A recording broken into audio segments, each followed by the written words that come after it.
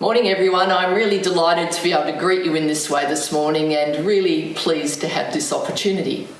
Now I don't know about you, but I am not good at self-isolation. I'm used to being a person on the run, doing things, going from place to place, flying all over the place, being with people, enjoying other people's company. You can probably tell I'm a bit of an extrovert. But I reckon even for the introverts, it might be getting a little bit difficult just to stay home and do the same old things day after day.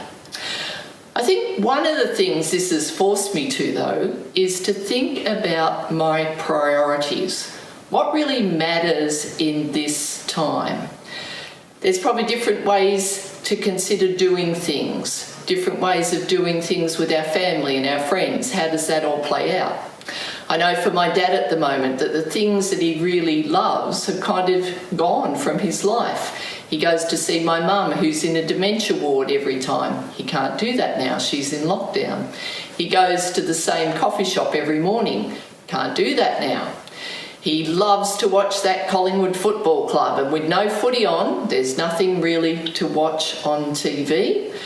And he goes to golf a couple of times a week. That's not on any longer. So I'm used to popping up there every month to be able to see them. And now it's a little different. How do I stay connected? How do I do the things that really matter? If God's my priority, if family's my priority, how do I make sure that those things are still happening in my life? So what are my priorities right now? What should my priorities be into the future?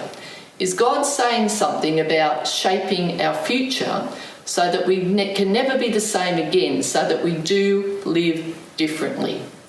Now, there's a great story in the Word of God, and I'm going to read it from the Passion Translation. And it's a story about Mary and Martha. Now, Jesus used to go to their place quite often. In fact, very often. He was friends. It was a place where he could probably relax and unwind and know that he was amongst people who cared about him as an individual, not all flocking to him. But here he comes to the house of Mary and Martha, also the house of Lazarus, and Mary is sitting there at his feet. Martha's fussing around. She gets a bit cranky and says, "Mary, how come you're just sitting there while I have to do the work?"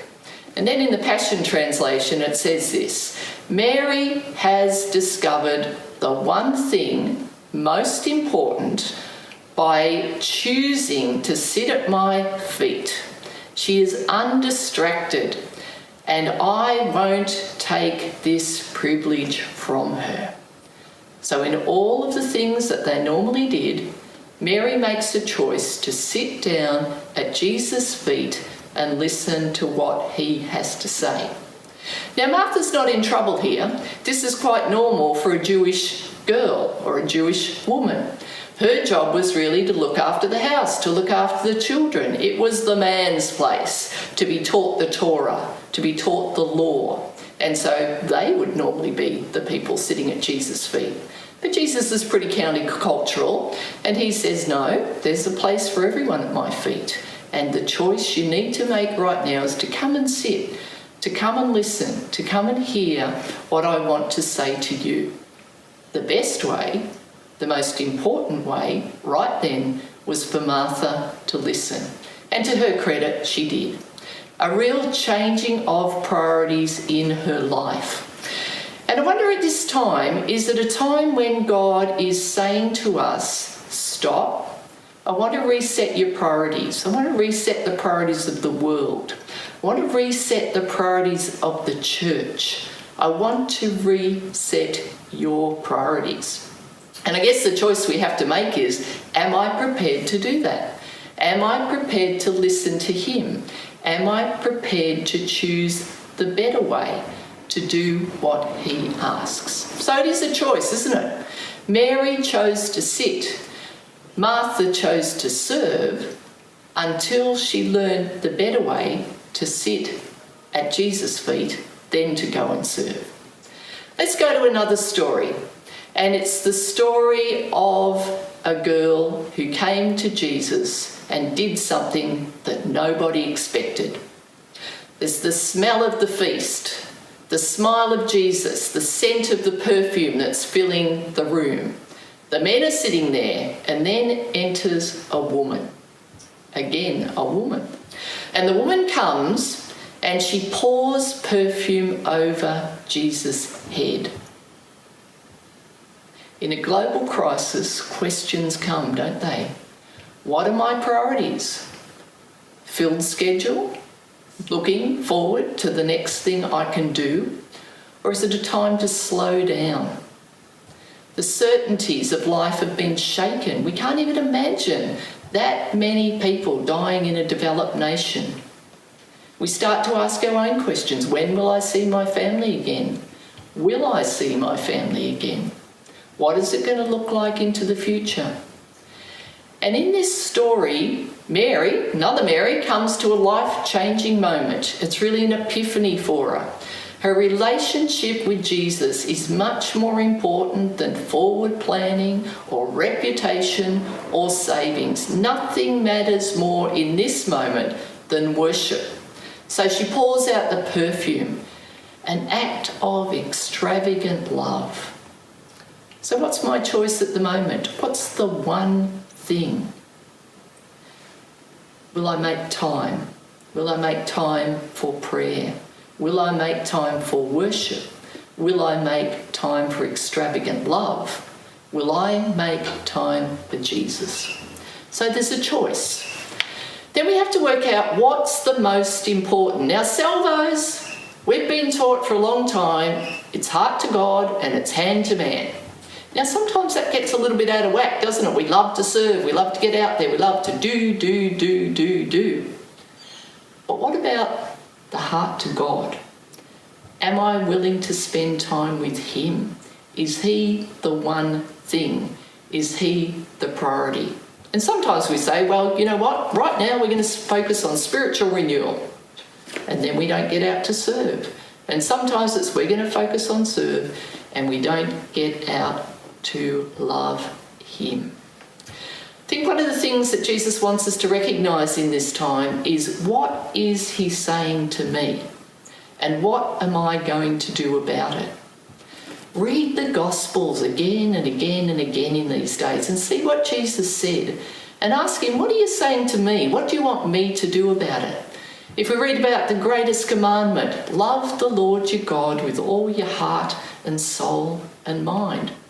What's Jesus saying to me about that? What does that look like for me? Love your neighbour.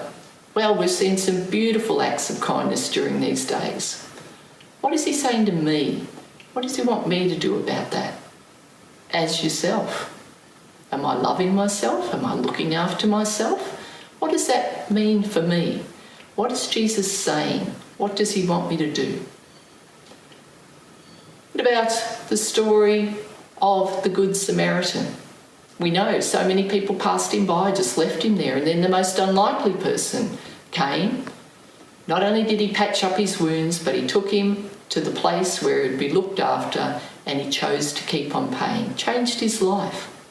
So when I read that story, what is Jesus saying to me? How does He want me to be a good Samaritan? What am I going to do about it? As we read the verse in Philippians, it says, God will supply all of my needs according to His glorious riches. Now, I remember at a time at a corps when we had a need. We had lots of men in the corps, we had lots of women, and then we had single girls leading the corps. So God said, you need a man. You need a man who's going to be there for the guys. So what was my first response? I'll ask for some money. The person wisely said back to me, I thought you prayed about those things. I thought you believed that God would supply. Now, when we get to that point, God loves to come through, doesn't He? We see stories about that all throughout His Word. And so He did. While we were praying, while we were fasting, while we were asking, God was talking to another person overseas and said to him, I'm going to bless you. I'm going to give you the money from your business as you sell it. I want you to be generous. So we knock at the door, and that guy comes to my door not knowing a clue about what we'd been praying for, and a considerable amount of money was given to me, exactly the amount we needed. So as we read the Gospels, what is God saying to me? What am I going to do about it? What's the most important thing? We need to pray. We need to have this great heart for God. We need to sit at his feet, believe that he will speak to us, ask us to do something about what he is saying to us. What did the verse say? Mary has discovered the one thing, the most important. By choosing to sit at my feet, she is undistracted, and I won't take this privilege from her. Sit at my feet, undistracted. Now, some of us are very easily distracted, aren't we? I say I have an attention span of about 2.5 to 3 minutes. I don't know about you, but I'm not great at staying incredibly focused unless I'm focused on something that really interests me.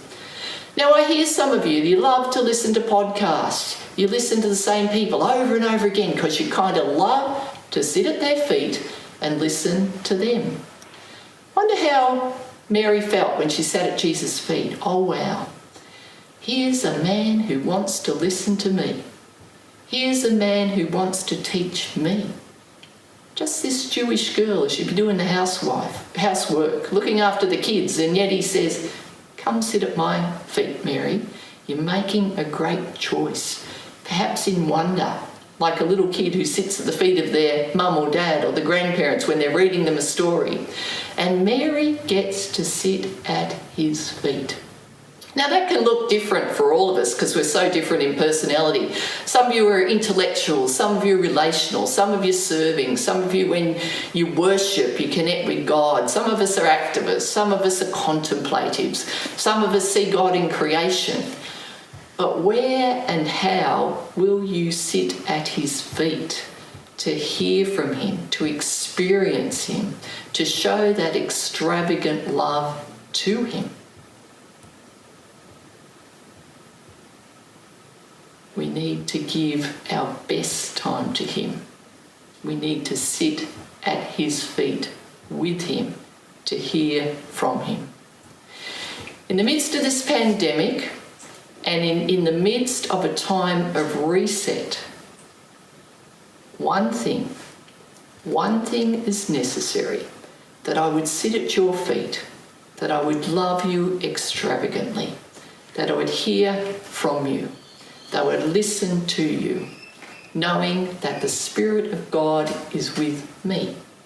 Time for a reset of priorities, time to really focus on him. Bless you, friends, as you do.